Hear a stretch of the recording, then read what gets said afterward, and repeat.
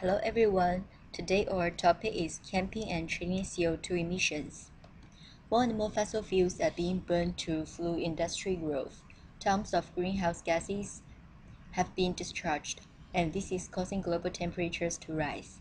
Scientists believe that catastrophic and irreversible changes to our environment, including rising sea levels, droughts, and floods, will occur if global temperatures rise by more than 2 degrees above pre-industrial levels. This is otherwise known as the 2-degree threshold. Carbon dioxide is the primary greenhouse gas emitted through human activities. Here is the trend of global CO2 emissions from 2005. As we can see, emissions have grown sharply over the past decade. As such, this 2-degree threshold is likely to be breached in 30 years if the current trend in emissions persists.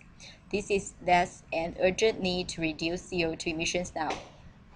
Cap and trade emission trading schemes have been put forth as a cost-effective, market-based approach to reduce emissions. Here we'll discuss how the scheme works, its merits, implementation challenges, and complementary approaches to reduce emissions in light of these issues.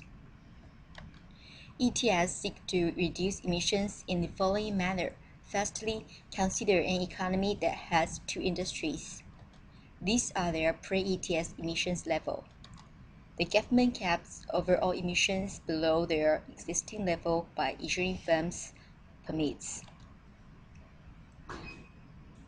These permits are tradable. As such, firms can either decide to reduce emissions to meet their cap or to increase their allowable emissions by purchasing permits from other firms. One of the key advantages of ETS is that they shift the burden of reducing emissions to those who find it least costly to do so, hence lowering the overall cost of reducing emissions. To see how, assume that Industry 1 can reduce emissions at $5 per ton, whereas Industry 2 can do so at $1 per ton. Industry 2 can find it profitable to reduce emissions at $1 per ton and sell its excess permits to Industry 1, since the latter will surely be willing to purchase them at a price that's less than $5 per ton. Hence, emissions reduction is undertaken by those who find it less costly to do so, thus lowering the overall cost of reducing emissions. In addition, ETS place caps on emissions, thus offering certainty over the quantity of emissions reduction. This stands in contrast to imposing carbon taxes which do not provide such certainty. To illustrate this point, consider the diagram here. The vertical axis represents cost, while the horizontal axis represents the level of emissions abatement. Under an ETS, a cap that reduces emissions by Z star brings about such an effect. There is no uncertainty about the outcome. However, the level of emissions reduction is uncertain. When a tax of T is imposed, if a firm's private marginal cost of reducing emissions is PMCL, the firm will choose abatement level ZL. This is because the private marginal cost of reducing emissions is lower than paying the tax T at abatement levels below ZL. Hence, the firm will continue to reduce emissions till T equals to PMCL at ZL. On the other hand, if the firm's PMC is PMCH, the abatement level will be ZH. Given that firms' private marginal cost of reducing emissions is hard to determine, the level of emissions reduction under a carbon tax will thus be uncertain, unlike under the cap and trade ETS. Now let us look at the example of ETS success story. The U.S. sulfur dioxide trading scheme that was introduced in 2005.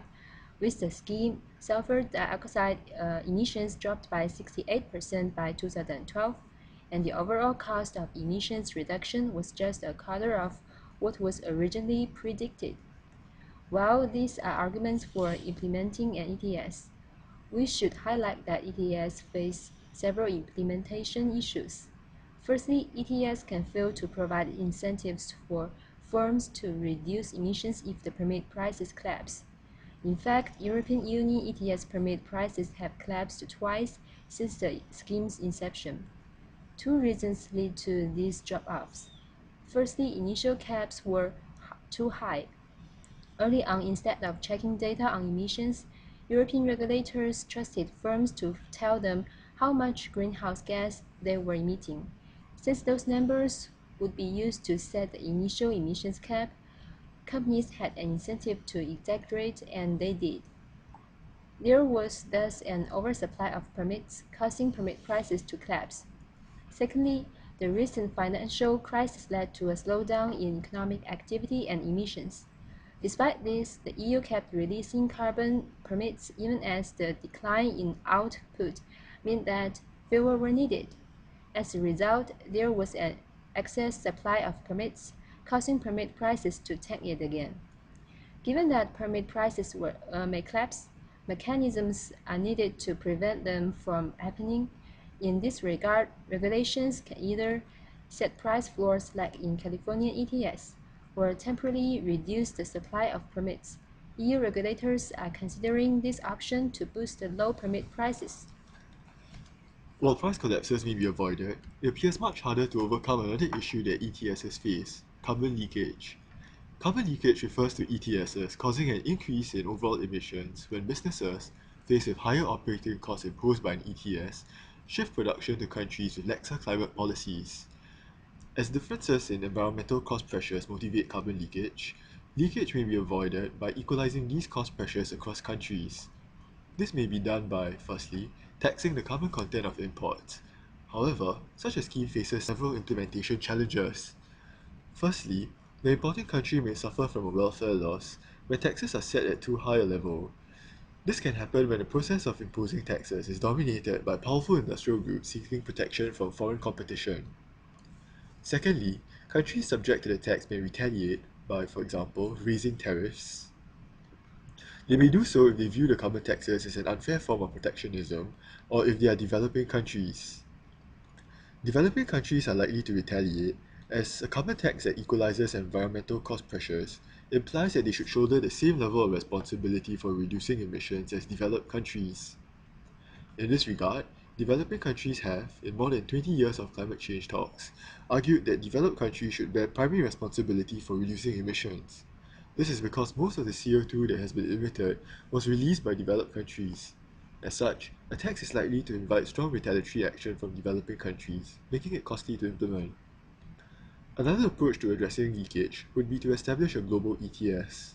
However, this is likely to be very difficult to establish. A global ETS will require assigning country-specific emissions caps. However, reaching an agreement on these caps is not easy as countries have different views on how the burden of reducing emissions should be distributed.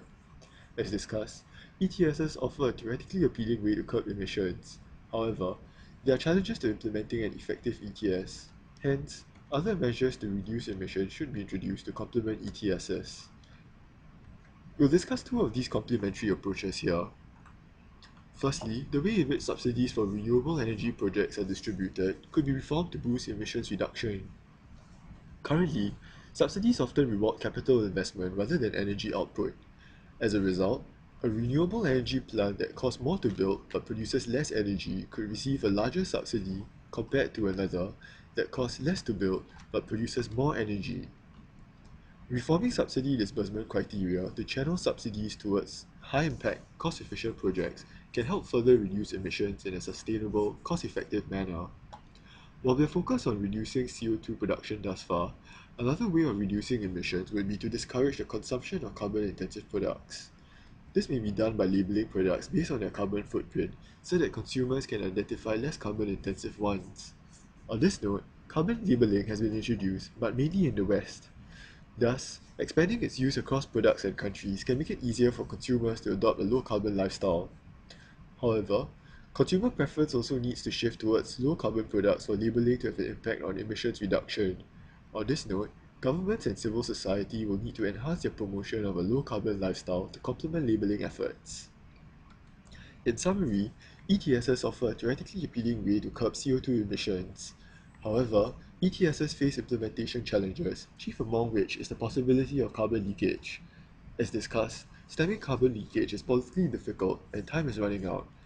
Hence, complementary approaches to reduce CO2 emissions are needed. We've reached the end of our presentation. Thank you for watching. Goodbye.